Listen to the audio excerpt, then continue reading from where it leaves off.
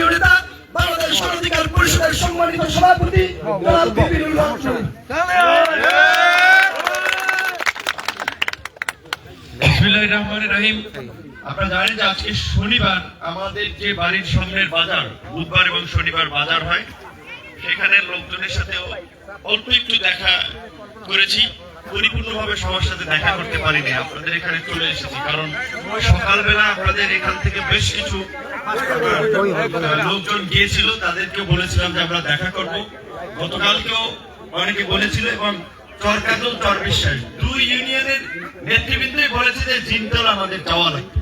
আমার কাছে মনে হয়েছে যে হ্যাঁ, এখানে একটু যাওয়া দরকার, কারণ যেটা এনিমো বলছিল, আমরা স্বাভাবিকভাবেই গত 15 বছরে আওয়ামী লীগ সরকারের সময় আমরা দেখেছি যে ভোটের নামে কি প্রহসন হয়েছে। জনগণের ভোট ছাড়াই ইউনিয়ন পরিষদের চেয়ারম্যান, মেম্বার, পৌরসভার চেয়ারম্যান, আপনার সিটি কর্পোরেশনের মেয়র হয়েছে। তো এই বাস্তবতায় যেখানে স্বাভাবিকভাবে আওয়ামী লীগের বাইরে যারা রাজনীতি করত, দল করত, তাদের জন্য এলাকায় থাকাই মুশকিল ছিল। গ্রাম অঞ্চলে হয়তো একটু ঝামেলা কম হতো, শহর অঞ্চলে সেটা আরো প্রকট ছিল। বিশেষ করে যেহেতু 2018 সালে এই ঐতিহাসিক যে কোটা সংস্কার আন্দোলন, যে আন্দোলনকে কেন্দ্র করে আজকে ওই শেখ হাসিনার পতন হয়েছে এবং শেখ হাসিনা জনরোষে তার যান বাঁচানোর জন্য পালিয়ে গেছে। এই যে শেখ হাসিনার পতন, এই পতনের মূল সেন্টার ছিল কোটা সংস্কার আন্দোলন, যেটা 2018 সালে আমরা শুরু করেছিলাম। আপনার এলাকার ছেলে আমি নেতৃত্ব দিয়েছিলাম, যার ফলে এই সরকারের চোখের একটা কাঁটা ছিলাম। ছাত্রলীগ, যুবলীগ, আওয়ামী লীগের লোকেরা ঢাকা থেকে শুরু করে এলাকায়ও আমাদের উপরে নানান ভাবে হামলা মামলা নাজেহাল করার চেষ্টা করেছে। আপনারা উলানিয়ার ঘটনাটি জানেন। আমি আমার বোনের বাড়ি যাওয়ার পথে আমাদের উপরে ঝামেলা করেছিল, অথচ আমরা যদি কাউন্টার ঝামেলা করতাম তাদেরকে মাটির সাথে মিশিয়ে দেওয়া যেত। কারণ আমাদের সাথে সেদিনও প্রায় 84টা মোটরসাইকেল ছিল, প্রত্যেকটা মোটরসাইকেলে 3 জন করে, তাহলে 84টা মোটরসাইকেলে 3-24, 3-4-12, 250 লোক কিন্তু আমরা ছিলাম। কিন্তু আমি পরিষ্কার ভাবেই বলেছি সবসময় যে আমরা মারামারি, হানাহানি, হিংস্রতার বিপরীতে একটা সহনশীলতার রাজনীতি চাই, একটা সম্প্রীতির রাজনীতি চাই, যার ফলে সেদিন আমরা আক্রমণ করি নাই। এমনকি এই যে হাসিনা পালিয়ে গেছে, কাজী ধরেন শেখ হাসিনার যারা দালালি করেছে, যারা এই যে চামচাগিরি করেছে আওয়ামী লীগের, নেতার চেয়ে বাসের চেয়ে কঞ্চি বড়, নেতার চেয়ে চামচাদের প্রভাব বেশি। জিম্মি করা, হয়রানি করা, মামলা দেওয়া, টাকা নেওয়া, এই চর বেচা, খাল বেচা, নাল বেচা, এক বেচা, 3 বার বেচা, পয়সা নেওয়া। তো এখন তো আওয়ামী লীগেরও পতন হয়েছে, হাসিনা পালাই গেছে। এখন যারা হামলা করছে, এখন যদি মামলা করি পরের দিন সবগুলো কিন্তু লটকে থানায় ঢুকাই। আমরা বলছি যে ঠিক আছে, ওদের জ্ঞানের অভাব, ওরা মূর্খ, বুঝতে পারে নাই, হামলা করছে। এখন তো আমরা চাইলেও সেটা করতে পারি, কিন্তু আমরা বলছি যে না, এই হামলা মামলা, প্রতিশোধ, প্রতিহিংসার মধ্যে আমরা যাব না। আমরা এলাকার ক্ষেত্রে দলমত নির্বিশেষে সবাইকে নিয়ে কিভাবে এলাকার একটা সুন্দর পরিবেশ তৈরি করা যায়, আমরা সেই লক্ষ্যে কাজ করব। কিন্তু কিছু মানুষকে আপনি যতই আপন ভাবেন, তারা সুযোগ পাইলেই আপনার পিছন থেকে ছুরি মারবে। আমরা বলছি যে শুধুমাত্র এই চরবিশ্বের চরকাদল, সারা বাংলাদেশে বলছি যারা আওয়ামী লীগের প্রভাব দেখিয়ে জনগণের উপর অত্যাচার, নির্যাতন, জুলুম করেছে, দখল করেছে, সেই আওয়ামী লীগকে ক্ষমা করা যাবে না, তাদের মাপ নাই। কিন্তু সাধারণ যারা আওয়ামী লীগের, তারা অন্যায় করে নাই, লুটপাট করে নাই, তারা হয়তো কোনো দল ভালো লাগতো, কেউ আওয়ামী লীগ করতো, বিএনপি করতো, এই টাইপের আওয়ামী লীগের যারা, তারা ঠিকই সাধারণ মানুষ ছিল, তারা তো কোনো অন্যায় করে না, তারা কেউ কোনো ক্ষতিগ্রস্ত হবে এইটা আমরা চাই না।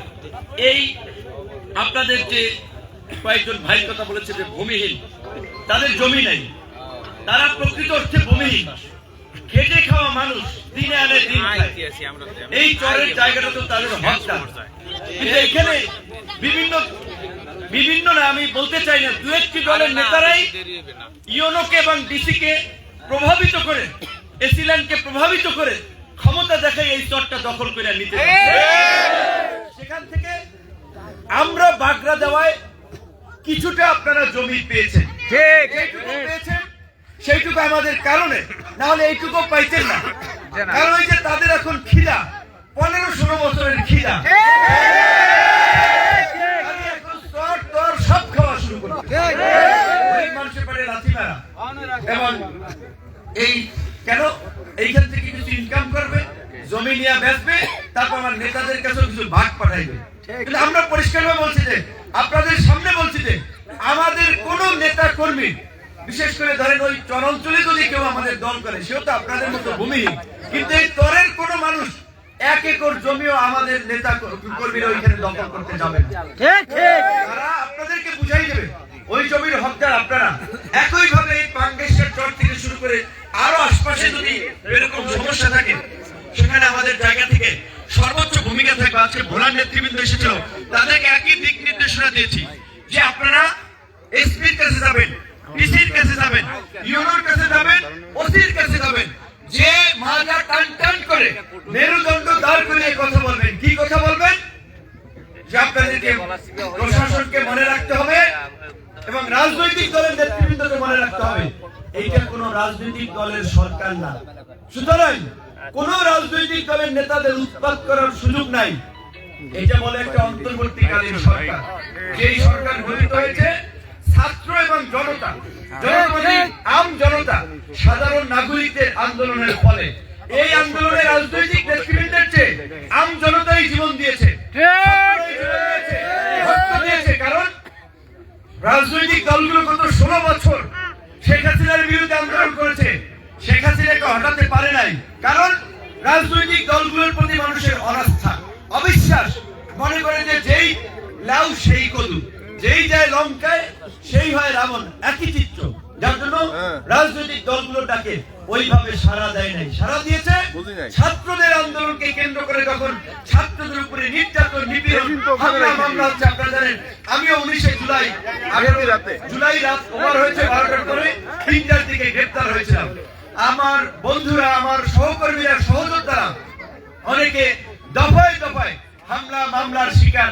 এবং মানুষকে যখন তারা এই ফাঁসিবাদ পতনের 1 দফা দাবিতে ডাক দিয়েছে যে 1 দফা ছাড়া এই জাতির মুক্তি নেই, হাসিনার বিজয় ছাড়া আমরা এই দেশে থাকতে পারবো না, তখন এই ছাত্র জনতার ডাকে মানুষ নেমে এসেছিল। এবং রাজনৈতিক দলের মাতব্বরিতে সরকার গঠন হয় নাই, এই ছাত্রদের মাতব্বরিতে, ছাত্রদের মতামতেই সরকার গঠিত হয়েছে। এবং আপনারা জানেন, আমাদের ছাত্র নেতৃবৃন্দ উপদেষ্টা হয়েছেন, 2 জন উপদেষ্টা, আসিফ সাহেব এবং নাহিদ সাহেব, তারা সরাসরি ছাত্র অধিকার পরিষদের সাথে সংশ্লিষ্ট ছিলেন। একজন আমার সাথে ডাকসুতে 19 নির্বাচন করেন, আর নাহিদ, আসিফ সাহেব সে আপনার ছাত্র অধিকার পরিষদে ঢাকা বিশ্ববিদ্যালয়ের সভাপতি ছিল, আর একজন উপদেষ্টা মাহফুজ, একসাথে আমরা বিশ্ববিদ্যালয়ে কার্যক্রম করেছি। এবং এই উপদেষ্টাদের সিনিয়রদের মধ্যে আসিফ নজরুল সাহেবকে আপনারা সবাই চিনেন, ঢাকা বিশ্ববিদ্যালয়ের আইন বিভাগের একজন শিক্ষক। এই উপদেষ্টাদের মধ্যে গত 15-16 বছরে আমরা যে শেখ হাসিনার ফাঁসিবাদের বিরুদ্ধে আন্দোলন সংগ্রাম করেছিলাম, আমরা যখন হামলার শিকার হয়েছিলাম, আমরা যখন আহত হয়েছিলাম, এই আসিফ নজরুলকে আমরা সবখানে পেয়েছি। একজন মানবাধিকার কর্মী আদিলুর রহমান, উনি আমাদের সাথে ছিলেন। এরকম অনেকে, তারা আমাদেরকে সহযোগিতা করেছেন। এইটা বলছে এই কারণে যে এই সরকার গঠিত হয়েছে, সেখানের উপদেষ্টা থেকে শুরু করে অন্যান্য যারা, তারা সরাসরি আমাদের সাথে ছিলেন, আমাদের সাথে কার্যক্রম ছিলেন, রাজপথে বুদ্ধি পরামর্শ দিয়ে। কিন্তু আমরা সরকারে নাই, আমরা রাজনৈতিক দল, রাজনীতি করছি, সরকারকে সহযোগিতা করছি, কিন্তু আমরাও কোনো অনৈতিক সুবিধা মাতব্বরি করছি না। তাহলে এই যে যারা ক্ষমতা আসার আগে হয়তো একটা দল, বড় দল, ছোট দল হতে পারে, এই যে মাতব্বরি করে চর দখল, খাল দখল, বিল দখল এবং অন্য রাজনীতি করার কারণে মানুষকে হুমকি ধামকি, এখনই যদি তারা এই করে, ক্ষমতায় আসলে কি করবে? এই ধরনের মানসিকতার কোন নেতাকে সমর্থন করা যাবে না, তাদের বিরুদ্ধে আমাদের দাঁড়িয়ে যেতে হবে। রাজনীতি করবে, ইংরেজিতে একটি কথা বলে ডাউন টু আর্থ, অর্থাৎ মাটিতে নেমে আসতে হবে, নমনীয় হতে হবে, বিনয়ী হতে হবে। যারা রাজনীতি করবে, রাজনীতি করার জন্য, নেতাগিরি করার জন্য রাজনীতি না, যারা মানুষের সেবা করতে পারবে, মানুষের উপকার করতে পারবে, তারা রাজনীতি করবে। আপনারা এই চরবেশ্বর চরকা দল নাই, গলাচিপা 10 মিনার, এখানে আমাদের গলাচিপার আহ্বায়ক হাফিজ মাস্টার সাহেব আছেন, যুগ্ম সদস্য সচিব শোয়েব মাস্টার, শহীদুল মাস্টার, বাম পাশে আমাদের সদস্য সচিব আছেন, এই 10 মিনার আহ্বায়ক লিয়ার ভাই আছেন, সদস্য সচিব মিলন ভাই আছেন, সবাই নিজের দোকানদারি ব্যবসাপাতি করে রাজনীতি করে, ধান্দাবাজি চান্দাবাজি করে না। করলে তারাও সব জায়গায় চর মার এই বিভিন্ন ধরনের ধান্দাবাজি করতে পারতো, নিজের পকেটের পয়সা খরচ করে রাজনীতি করে। ভদ্র মানুষ তাদেরকে হুমকি দামকি দেওয়া হয়, হ্যাঁ, যে আপনারা এটা করতে পারবেন ওইটা করতে পারবে না। আর ভাই তুমি হাত দিয়ে দেখছো তোমার বাসার নিচে চেয়ার আছে, মাটি আছে, যে আমাদেরও যোগাযোগ আছে, আমাদেরও কানেক্টিভিটি আছে, কিন্তু আমরা ক্ষমতার অপব্যবহার করতে চাই না। এই সরকারের এই প্লট রচনা করতে প্রেক্ষাপট তৈরি করার জন্য যদি 1 থেকে 10 জন ব্যক্তির তালিকা তৈরি করা হয়, আপনাদের এখানে ভাই বন্ধু ছেলে তার নাম তার মধ্যে একজন থাকবে। আমরা তো যাচ্ছি নাই, করছি না। সুতরাং আমার কথা এইটাই, এই বছর আমি ইউনূস সাহেবকে কড়াভাবে বলছি, ডিসি সাহেবকে কড়াভাবে বলছি, কোন রাজনৈতিক নেতার ধান্দাবাজির জন্য একজনকে 20 একর 40 একর 30 একর 15 একর জায়গা দেওয়া যাবে না। যারা ভূমিহীন কৃষক তাদেরকে সমান ভাগে ভাগ করে দিতে হবে।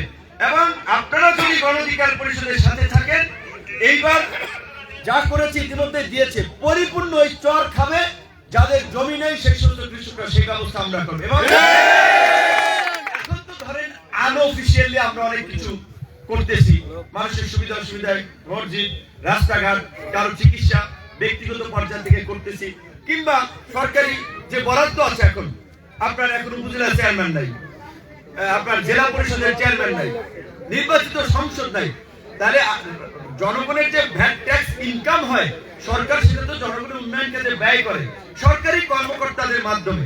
সেই ক্ষেত্রে আপনাদের ছোটখাটো জায়গা, কালভার্ট, ব্রিজ, মসজিদ, আপনার স্কুলের ঘাটলা টাটলা, এইগুলা আমাদের সামর্থ্য অনুযায়ী আমরা ইউনো ডিসির সাথে কথা বলে যতটুকু পারি সহযোগিতা করার চেষ্টা করতেছি, কিন্তু আনঅফিশিয়ালি।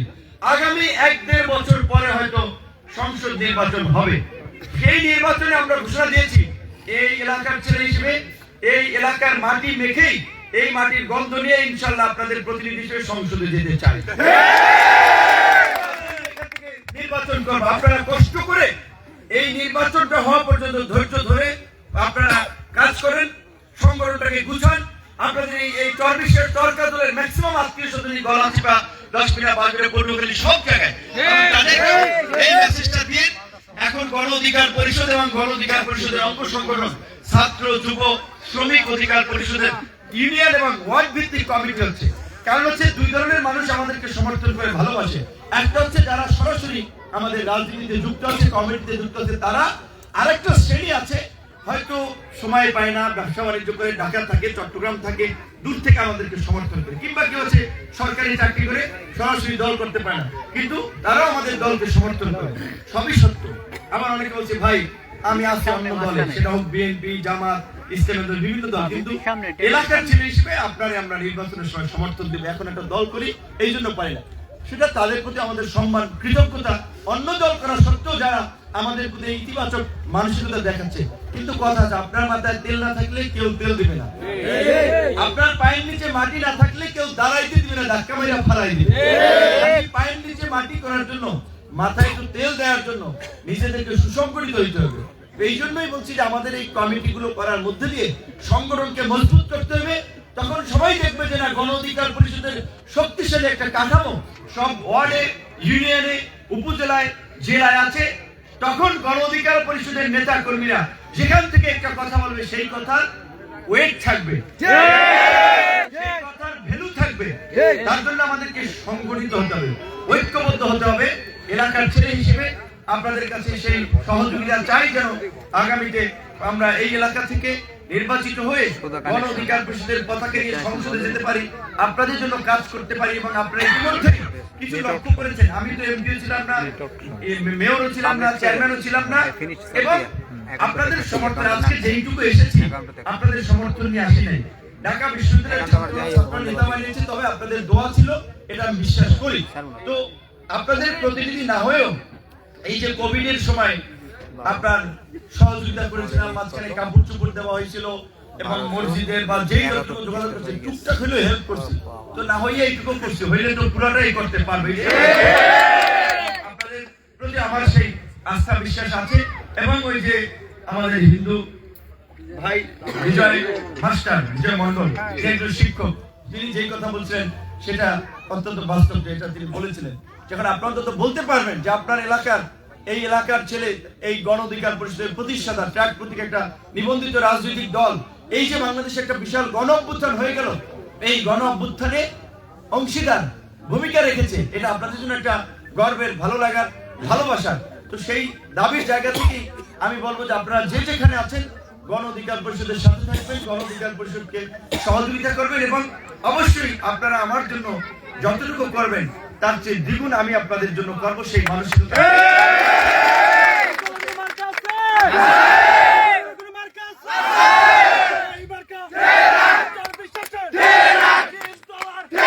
আরেকটা কথা বলে শেষ করবো, যেটা হচ্ছে যে এই চর এলাকারই ছেলে, কাজে আমার পরিবার সম্পর্কে আপনারা জানেন, সুতরাং আমরা সাধারণ মানুষের দুঃখ কষ্টটা বুঝি।